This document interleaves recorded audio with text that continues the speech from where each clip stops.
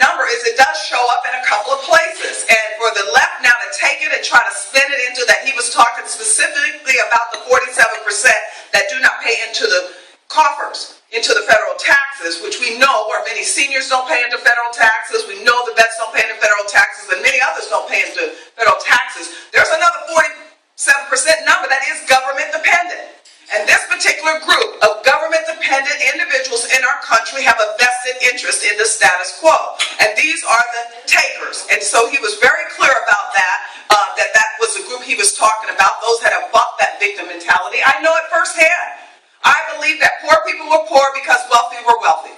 I believe that my problems were somebody else's fault. And I also bought their lie that says America is so inherently racist that we don't have to mainstream. So I spent a whole lot of my life just spiraling into a little dark hole, getting involved in criminal activity and drug activity and sexual activity. I know firsthand their so-called safe, legal, rare abortion clinics, because it wasn't until after the 4th time that I went into one of them that I had a gut instinct way down deep inside that there must be something wrong with killing your offspring. And for them to try to lie to us that taxpayers don't pay for this, Californians pay for every single one of my abortions. And when I finally decided that I was going to have a child, still not married, outside of wedlock, that's how I ended up paying for that child right here in Los Angeles area, hanging out at Venice Beach all afternoon, getting high all night, leaving that girl to fend for herself. It wasn't until after a Christian conversion that I just totally changed my life. I went back to school. I know, and you know what? In fact, I met one of the ladies here at Woodbury University. That's where I went. In fact, the reason I chose Woodbury is because not only was it a business school, and I knew that I wanted to go into business, but I knew that if I went into a university like UCLA or something a little bit larger, that I could still get lost. This was a very difficult time of transitioning my life to try to mainstream myself and get rid of all of the garbage that I had bought from the liberals about who I am or who I was supposed to be based on what my ancestors had gone through. So I just totally changed. I went back to school, I got a degree in business, and I started one. And then after the 92 Los Angeles riots destroyed my business, I didn't get burned down. In fact, the people at my building, they had the little black-owned sign in it. Remember the LA riots, you guys, and everybody was trying to protect their private property. But the people that were supporting my business were affected. And so that's when I started looking at social policy, started working in social policy, got an invitation to consult on federal welfare reform in the 90s, and so I did. And after we passed federal welfare reform in 96, I started my organization, CURE. That's what I do today. We're a think tank in Washington, D.C. We had told these 5 million women and 9 million children that this was just not the way they were going to live their lives anymore. We were going to make transitions for them. We gave them time limits, and we gave them work requirements, all that the Barack Obama administration is trying to peel back on now. But they got the message when we told them that we were no longer going to do business this way. But I knew that because we had swelled out the welfare state and it was affecting every single inner city across this country, that we needed to start reaching deeper for other answers, alternatives to the $500 billion a year that we spend in these poverty programs. So I started the Center for Urban Renewal and Education. It's grown over the last 10 years to where about 6 years ago I based it in Washington. And we promote market-based solutions to fight poverty. And so I launched the work because I knew firsthand about the political promises of entitlement and what they do to destroy people's lives and how they've been sold into these minority communities, and they cause generations of this mentality, this pathological dependency and mentality that comes from centralized planning and government programs. But I had concluded by then, and I have still concluded today, and I want to encourage you to conclude it, but we need people in Washington, D.C. who understand what this country is about. We need people that understand traditional values, limited government, free markets, and strong national allegiance. We need people that understand traditional values, because choice loses its meaning if it doesn't matter what you choose. And I'm telling you, if we're not strong in who we are morally, then we're going to have people that live their lives just spiraling out of control. Moral relativism is not effective for a rule of law. So we need to understand who we are as a people and what our founders understood, in particular George Washington, when he said this won't work without morality. And morality is just not falling out of the sky. You need religion. Amen. We need people in Washington to understand limited government. The role of government is to protect our interests, not to pursue them, not to plunder us. I cannot believe the discussions we're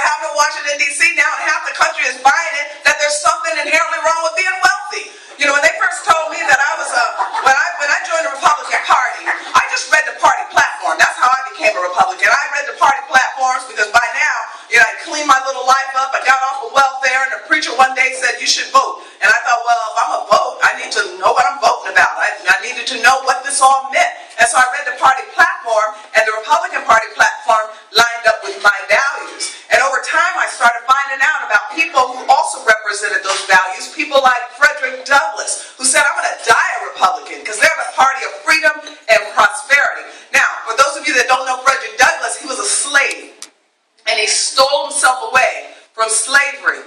And he spent the rest of his life trying to abolish slavery, not just in this country, but he went abroad, when here in this country we weren't moving as quickly as he perhaps thought that we should have. And in fact, he was the one that when Garrison said that the founding documents were from the pit of hell because they didn't abolish slavery, it was Frederick Douglass that said, no, actually we can work with these documents. We are going to, because of these documents, because of what the Declaration itself said, we are going to see slavery end in this country without a fight. You know, unfortunately, the without a fight did not occur, but slavery certainly ended. But I tell you, when I found out the Republican Party was a party of the rich, I thought, well, what other kind of party would I want to go to? And everybody was like, you're joining the rich people's party. I'm like, look, I've been poor, and I'm in a poor people party. And I tell you, they serve cheap wine. I'm going to go to the rich people's party. But we need people that understand what our party is really all about. And we need leaders in Washington who understand who we are. We need limited government, plundering. This is not consistent with who we are as a people. We need, again, an understanding in Washington about free markets. Profit is good. How are we having a discussion that these folks are taking advantage, that we're going to build out government to try to keep them, keep a grip on them? Somebody just reminded me recently about Miss Maxine Waters telling a foreign company that she was going to nationalize them. Well, if you don't bring, I think it was Shell, if you don't bring your prices down, we're just going to nationalize you. And they had to tell her, excuse me, do you understand we're a Dutch company? Well, that's going all over YouTube. Y'all need to keep now. She may have gotten away with her little ethics violations, however that happened. And I'm not going to say because I don't know who's taping in here, but I tell you. But that would be a laugh for us anytime you get discouraged over the next 40-something days and wonder why we need to fight, why we need to be energized, and why we need to build ourselves up. Just look at what they have in mind for the country, for the companies in this country of ours. Profit is not only moral and good, it gives us the engine for tomorrow. It's how we create jobs. And we need people that understand a strong national allegiance. You know, I took a group of pastors to our policy summit in Washington, D.C. just recently through my organization, African American pastors from across the country, just a very small group, because we're really trying to get them to understand who we are. And what I appreciated most when we got them into the Capitol for a tour is they now make you sit through this little video before they'll let you go into the Capitol so that they can explain Americanism, American exceptionalism. And when they talked about e pluribus unum, I knew that many of those pastors, that was the first time they ever heard it, even though it's on our money. Many become one. Not multiculturalism, not diversity, and all the rest of this crap that they've been teaching in our government schools for the last 40 years. No, we're to be one people. My life story embodies American exceptionalism. That anyone from any background, any ethnicity, if you just need even a new start, which is what I needed, a new start. I mean, my autobiography is called Pimps, Whores, and Welfare Brats, just to give you an idea of what I was doing. And I'm going to tell you something. I left a lot of details out because of statutes of limitations that I'm not sure of. So I needed a fresh start. And those that want that in this country, we can keep it. My apartment in Washington is right up the street from the Portraits Museum. And so every now and then when I get discouraged, because that place is dark, I tell you, there's people crazy out there. I mean, not even just the politicians, all of them. The people themselves too. But I'm right in front of the Portraits Museum, and they have the display of all the portraits of all the presidents and everything. And Benjamin Franklin has his own little room there. And when you just walk by the door, he's got a big portrait. And it says, "It's a republic, ma'am, if you can keep it." We need to keep what we have. It's like what Garfield said, President Garfield, one of the best presidents, Republican, one of the best presidents the country ever had, lived the shortest in the presidency. But he said if we have recklessness and corruption in government, it's because we tolerate it. They put term limits into this experiment by giving us elections. And what we need to do is be encouraged during our election season to get out there and do what it takes to save our country. We need to, there are generations now that don't understand American exceptionalism. And we're exceptional because Christianity is exceptional. We're exceptional because the Bible undergirds our rule of law so that people can live free, so that they can live in peace, so that no one can come into their personal properties and pursue them. And yet we have a government out of control that is absolutely violating not just the premises of our Constitution, but the premises of the very Bible that undergirds our Constitution. This whole concept of redistribution of wealth is inconsistent with Scripture. The 10th commandment says don't covet. And socialism is covetousness. Somebody has something somebody else doesn't have, so we go hire politicians to take it from them.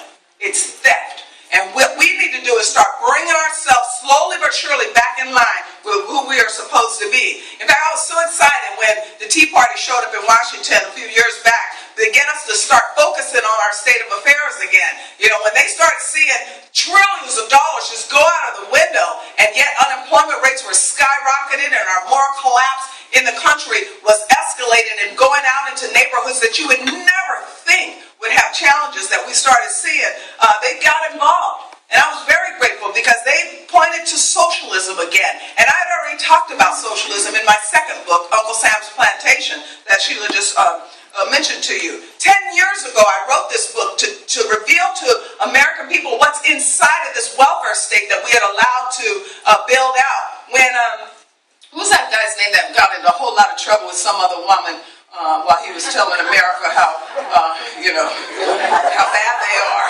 John Edwards said, there are two Americas. But you know what? There are two Americas. He was absolutely right. Unfortunately, he was one to help build the other one. We have capitalism for the wealthy and socialism for the poor.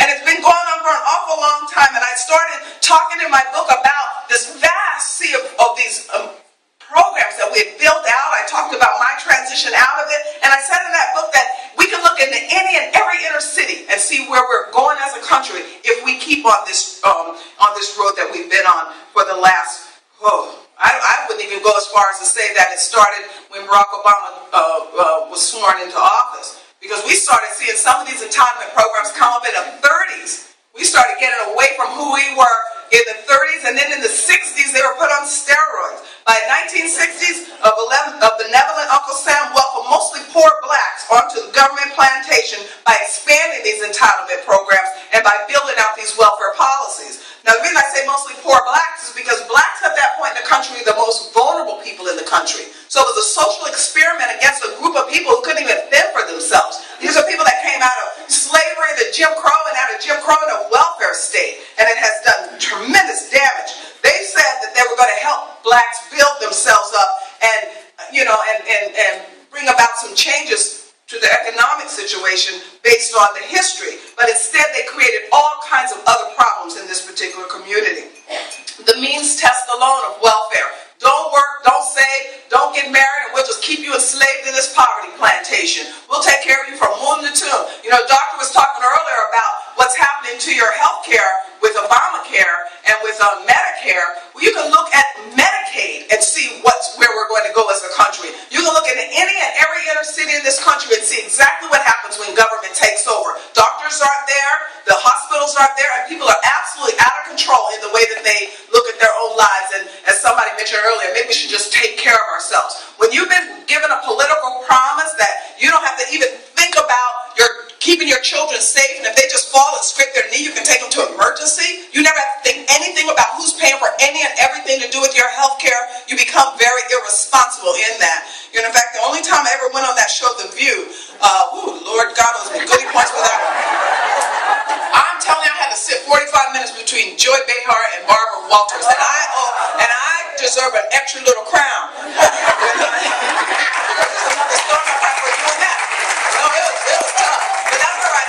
My pastor told me a long time ago, he said, when you're on these national shows, you're not talking to them, you're talking to the millions of people sitting on their couch. Just tell your story, why you believe what you do.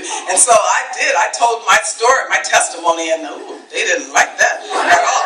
But the only reason that I did the show was because John Stossel set me up to go on there because he knew Michael Moore was going to be on. He was still working for ABC at the time, and he said, you know what, Michael Moore had brought out this movie Sicko. It's a documentary, he said, that it was more like an indoctrinational, but he said that he wouldn't debate anyone about this, and we were having healthcare discussions then, and in Washington. He said, so someone has to be able to ask him some questions. So I said, well, I'll go on then. I'll sit between those two ladies just to ask him one thing. Why did he go to Cuba and Canada to see socialized medicine? He could have gone right there to Compton.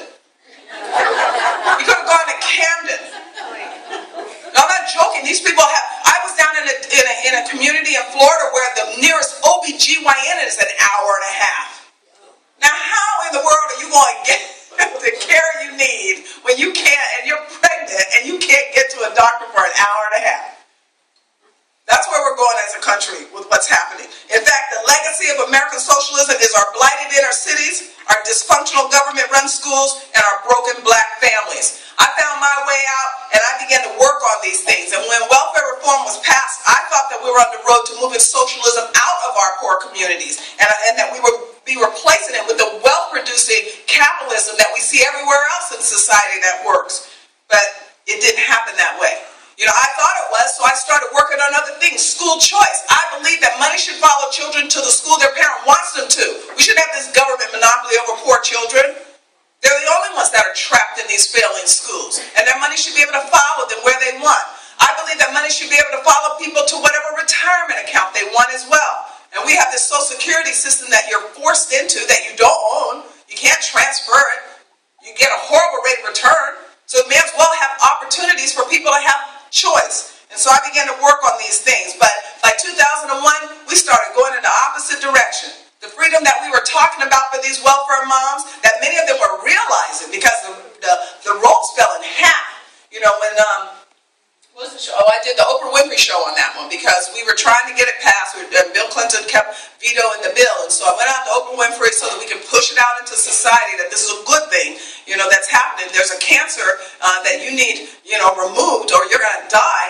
And Oprah Winfrey said that we were going to have babies starving and women, you know, dying in the street if we were to pass this bill the way that we were talking about. So, of course, I thought, well, wait a minute.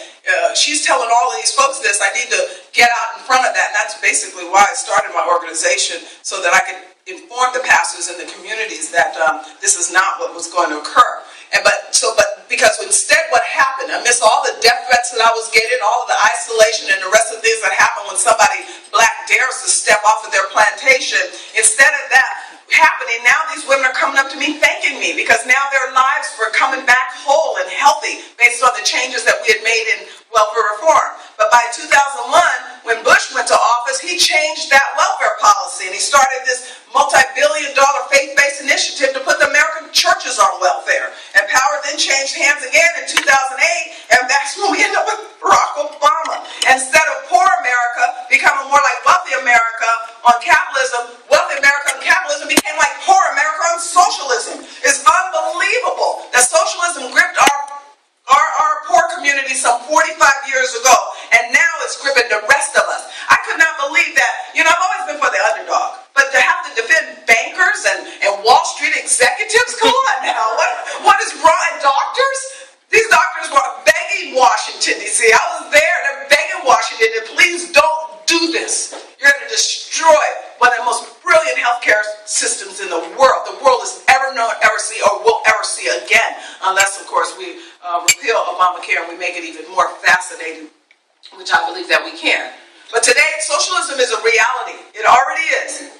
You know, we can say we're fighting it and we're going to keep it. No, it is a reality. So we're going to be a lot of repeal. You know, when the Congress was having to put up with, our guys were having to put up with them, they're just a party of no. Well, sometimes you have to say no. I really do have 2 grandchildren. I'm older than people think I am. I'm 55 years old. I just tell people I look young because I'm changing the image of the Republican Party. And we have so many issues now that I have to just keep getting younger and younger. It's like, come on, you guys, we got to get this thing off the ground. They're branding us, and we're not fighting back. But I have 2 grandchildren, and you know, when Mr. James was younger, I would teach him all kind of things. I told him that he could color on his parents' wall, and I told him he could tell his dad no, he didn't need a bedtime because grandmommy said so. But now, you know, as he got older, I had to start saying no to him myself. No is a good word sometimes because people will destroy themselves if you don't put limits and boundaries. And we weren't doing that. We weren't doing it in our poor communities, and we stopped doing it in our general society. Today, 70% of non-defense tax intake is a transfer to individuals. 70% Now, the only role of government that's legitimate by the Constitution is defense. It's 20% of our budget. 70% is a transfer to individuals. 47% are government dependent, which I mentioned earlier. Yeah, it's a different number for those that are not paying in tax. Some of them are overlapping because our welfare moms don't pay taxes either. And we've got a lot of people that are dependent on government in some way or another. Today, 40% of all births are paid for by Medicaid. 40% of all births in this country are paid for by Medicaid. And Medicaid pays the bill of 60% of all long-term nursing home care. Now, I'm talking about Medicare, where you have an investment in, because over your working life, there was money put in with a political promise that will take care of you in your golden years. Or in Social Security, where you had investment in because of a political promise that will take care of you in your senior years. If you will pay in. It's a pay-as-you-go system, and we need to discuss that and whether it can continue. And that's what Paul Ryan is trying to say, is it can't continue in its current form. But we're not touching anything for anyone that's over 55 years old. But we will have to transition and allow for more opportunity and choice like they do in Chile and many other third world countries that already are shaping their systems based on the realities that we're a global economy, we're mobile people. And you can't keep the same 100-year-old dinosaurs working when demographics shift. And especially with our shifts in this country where we're not having as many children as we used to. But I'm talking about Medicaid. Why are our seniors in a Medicaid program that is hostile to their very existence? Someone asked earlier about these panels. Well, they're very serious about these panels. And I've been on a college lecture circuit for the last 20 years. I've been on over 180 colleges in this country. And I'm telling you something, these seniors don't have, students don't have a heart. They've been brought up in moral relativism and secular humanism. They've disconnected themselves more often than not from church and church philosophy and religion. And they very quickly, when we're talking about Social Security reform and what needs to be done, will raise their little hand and say, oh no, we have another option. It's called euthanasia. I tell them, oh, but you know, most of this crisis is because of baby boomers, and us baby boomers are not allowing you to euthanize us because we believe in the right to carry, and you better watch out. Somebody told me recently, they said, they knew how to end abortion. They said, just arm the kid. It's like, okay, arm in the womb. Okay. Means-tested welfare, $500 billion. Entitlements, Medicaid, Medicare, Social Security, $1.1 trillion annually. $70 trillion unfunded. 10,000 people a day turn 65 years old. That pyramid turned upside down. Current national debt, $16 trillion, with a deficit of more than $1 trillion every year.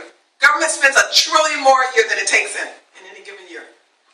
You know, I was at my hairdresser just recently, and those girls, and so I don't talk about what I do but then one of them glimpsed me on TV and they're like, oh, because I use a different name. I don't want them to know who I am down there because, it's bad enough I got to go through all the pot smoking just to sit down for a few hours and give a little break. But the daughter was in it. She said, I want to ask you something. This was during the debate, the debt ceiling debates and stuff. She said, I really want to ask you something about this. And I said, oh. She's like, no, really, sis. I just want to ask because I don't understand. First she said, well, what's a deficit? And she wanted to know, well, what is a debt? And she's about 24 years old in Orange County. And she didn't understand. And I'm explaining, y'all act surprised. Obviously you haven't been in these schools lately. They're not teaching that. They're not teaching reading, writing, or arithmetic. They have bananas with condoms. Come on. These folks have lost their way a long time ago. And even good teachers can't even do anything about that stuff they're pushing down because it's coming from way high. I have a friend right here in the LAUSD. She spent 25 years working up the principal. And she said, I've never been more miserable in my life. She went in because she loved the kids. And now her hands are tied. So anyway, this young woman